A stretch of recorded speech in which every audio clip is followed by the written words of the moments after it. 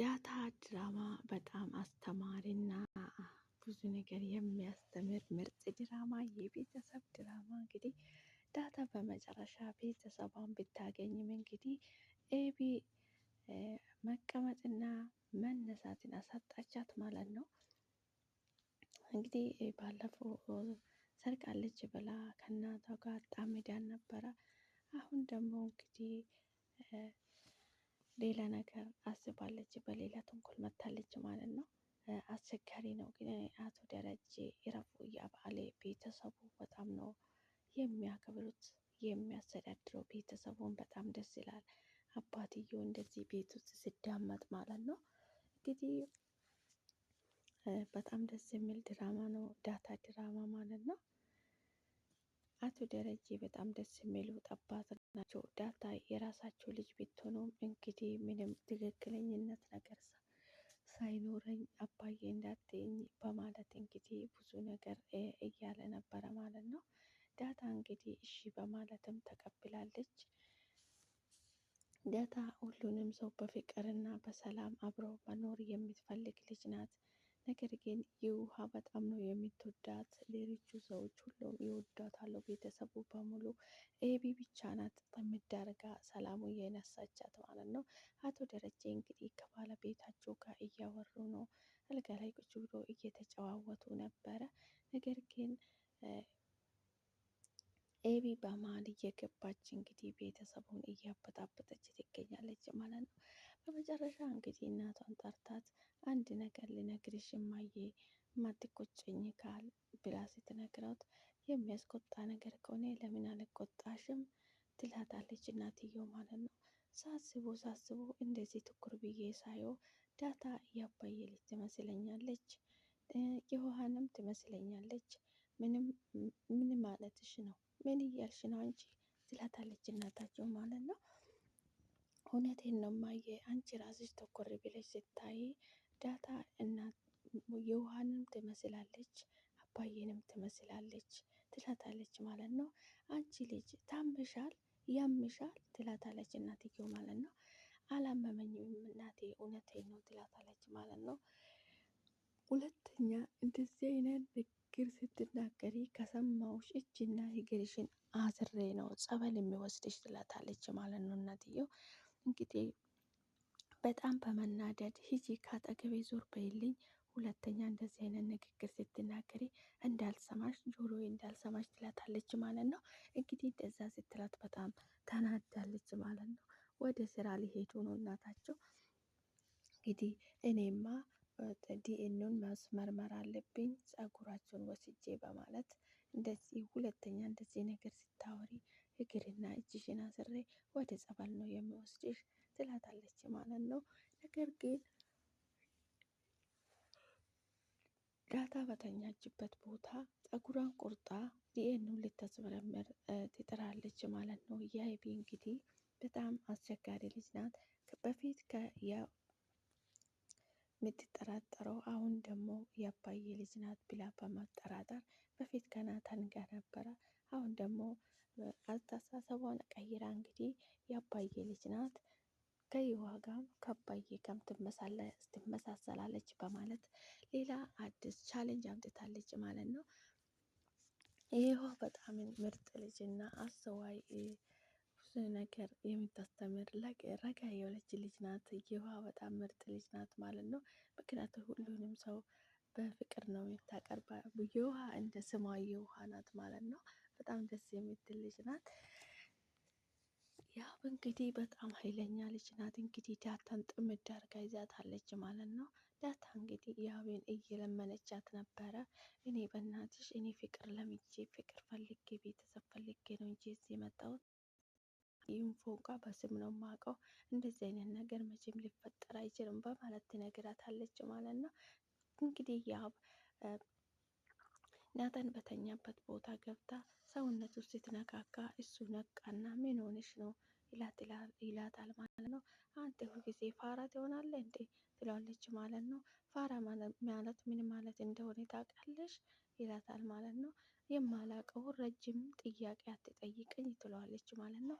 ፋራ ማለት ከገበሬ ተቆርጦ የመጣ ስድብ ነው።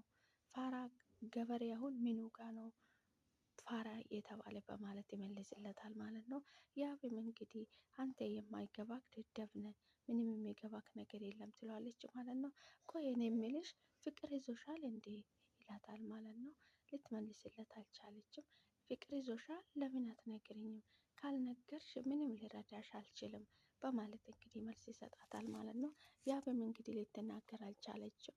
ፍቅር ከያዘሽ ንገሪኝ፣ ምንድን ነው ፍቅር ይዞሽ ነው ይላታል። ልትናገር አልቻለችም። አንተ የማይገባክ ፋራ ነው ምናምን ብላ በመሳደብ ካጠገቡ ትሄዳለች ማለት ነው።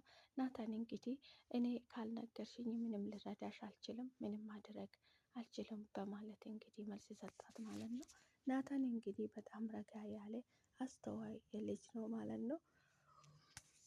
ያብ ደግሞ እሱ ሳይናግረው እኔ ለምን አይረዳኝም ለምን አይገባውም በማለት ነው ናታን ላይ የምትናደደው። አንደኛ ነገር ደግሞ ከዳታ ጋር ይጫወታሉ፣ መጽሐፍ ምናምን አብረው እያነባሉ። በዚህ የተነሳ እንግዲህ ዳታን ጥምድ አድርጋ ይዛለች ከናታን ጋር ግንኙነት እንዳይኖረው ብላ ማለት ነው። ናታን ግን በንጹህ ልቡ ነው አቅርቦት በሰላምታ እንጂ ምንም ነገር አስቦት አይመስለኝም ዳታ ማለት ነው። ዳታ በጣም ደስ የምትል ናት ማለት ነው። አቶ ዘርፌ ወይዘሮ ዘርፌ እንግዲህ በጣም ደስ የሚሉት እናት ናቸው ማለት ነው። ቁጡ ለልጆቻቸው ስርዓት የሚያስተምሩት ደስ የሚሉት እናት ናቸው ማለት ነው። ማንኛውም እናት እንግዲህ ልጆቻቸው መልካም መንገድ ይዞ ጥሩ ነገር ይዞ እንዲያድጉ ነው የሚፈልጉት ማለት ነው። ወይዘሮ ዘርፌ እንግዲህ ናታንና ያብ አንድ ላይ እንዲሆኑ ነው የሚፈልጉት ማለት ነው። ነገር ግን ለናታን ብዙ ነገር ነግሮት ነበረ ማለት ነው። ሲናገሩ እንግዲህ አሁን እንግዲህ ትምህርት እንደጨረስክ ታገባዋለህ ይላሉ ማለት ነው። እንግዲህ እማዬ ጥሩ ሚስት ከተገኘ ነዋ ይላችሁ ይመልስላቸዋል ማለት ነው። ዞር ዞር ካልክ ሞልቷል፣ ሩቅ መሄድ አይጠበቅብህም በማለት ይመልሱለታል ማለት ነው። እሺ እማዬ ካልሽላል እንግዲህ አሁን የኛን ትምህርት ስትጨርስ የኛን ድርጅት የምትስተዳደረው ያብ ናት በማለት ለናታን ይነግሩታል ማለት ነው። ናታን እንግዲህ ምንም ግድ አልሰጠውም ማለት ነው። ሰላም ሰላም፣ ውድና የተከበራችሁ የቻናሌ ቤተሰቦች እንኳን ወደ ቻናሌ በሰላም መጣችሁ። ያላችሁበት ቦታ ፈጣሪ ከክፉ ነገር ሁሉ ይጠብቃችሁ። እንኳን ወደ ቻናሌ በሰላም መጣችሁ። ሼር፣ ላይክ፣ ሰብስክራይብ በማድረግ ቤተሰብ የሆኑ እንዛመድ፣ አበረታቱኝ። ሰላማችሁ ይብዛልኝ። እንኳን ወደ ቻናሌ በሰላም መጣችሁ በድጋሜ። እንግዲህ ዛሬ በአዲስ ቪዲዮ መጥቻለሁ ማለት ነው። አዲስ ቪዲዮ ይዤ ስመጣ እንግዲህ ዳታ ድራማ በጣም ምርጥ ድራማ ነው ማለት ነው። ዳታዬ እንግዲህ የኔ ቆንጆ በጣም ደስ የምትል ልጅ ናት ማለት ነው። በመጨረሻ ቤተሰቤን አግኝቻለሁ ብላ በምትደሰትበት ሰዓት እንግዲህ ያብ እንግዲህ ሰላም ነሳቻት ማለት ነው። አንዳንድ ጊዜ ህይወታችን ውስጥ እንግዲህ የሚፈጠር ነገር ነው ማለት ነው። ያብ እንግዲህ እንደዚህ ዳታን ጥምድ አድርጋ የያዘቻት ከናታን ጋር የሆነ ፍቅር ትጀምራለች፣ ግንኙነት ይኖራታል በማለት ነው ማለት ነው። ያብ እንግዲህ ናታንን በጣም ስለምታፈቅረው ነው ማለት ነው። ዳታ ደግሞ በዚህ ሰዓት ከጨዋታ እና ከቀልድና ለሰው ልጅ ከፍቅር መስጠት ውጭ ስለ ፍቅር የምታውቅ ልጅ አይደለችም ማለት ነው።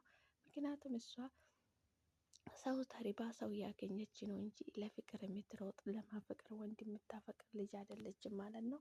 እንግዲህ እሷ የቤተሰብ ፍቅር ነው እንጂ እኔ እንደዚህ ነገር አይመቸኝም፣ ከፈለግሽ እኔ ልረዳሽ እችላለሁ፣ ፎንቃ ገብቶልሻል አይደለ? እኔ ከፈለግሽ ልረዳሽ እችላለሁ በማለት እንግዲህ ለሀብ ትነግራታለች ማለት ነው። እኔ ልትረጂኝ አችም ከቻልሽ ከዚህ ቤት ውጪ ትላታለች ማለት ነው። እኔ ይወጣልሻለሁ ግን አንቺ ምረዳሽ ነገር ካለ ንገሪኝ እረዳሻለሁ ትላታለች ማለት ነው። እኔ ምንም እንደምትረጂኝ አልፈልግም፣ ከዚህ ቤት ብቻ እንድትወጪልኝ ነው የሚፈልገው በማለት እንግዲህ ለዳታ ትመልስለታለች ማለት ነው። አቶ ዘርፌ በጣም ተናዷል ማለት ነው። በጣም እጅግ በጣም ንዴት ውስጥ ገብቷል ማለት ነው። ያብ እንግዲህ ዳታ የአባዬ ልጅ ናት፣ አባዬንም ትመስላለች፣ ይኋም ትመስላለች ብላ መልስ ከሰጠቻትም በኋላ በጣም ተናዳለች ማለት ነው። እንጂ ታምሻል ትላታለች ማለት ነው። እማዬ ፀጉራችን ወስጄ ዲኤንኤ ማስመርመር አለብኝ ብላ በማለት ስትናገረው እናታቸው እንግዲህ ሁለተኛ እንደዚህ አይነት ንግግር ስትናገሪ እጅሽና እግርሽን አስሬ ጸበል ነው የማስገባሽ በማለት ትናገራታለች ማለት ነው። እንግዲህ ያ በጣም ቅናቱ አናታ ላይ ወጥቶ በጣም እየተጫወተባት ነው ማለት ነው። ወይዘሮ ዘርፌ እንግዲህ እኔ እኮ በልጅ ወጣትነቴ አንድ ልጅ የጎረቤት አፍቅሬ በጣም በንዴት ድብን ብዬ ነበረ ትላታለች ማለት ነው። እንግዲህ አንቺንም እንደዚህ የሚያደርግሽ ቅናት ነው አደለ በማለት ትመልሳታለች ማለት ነው።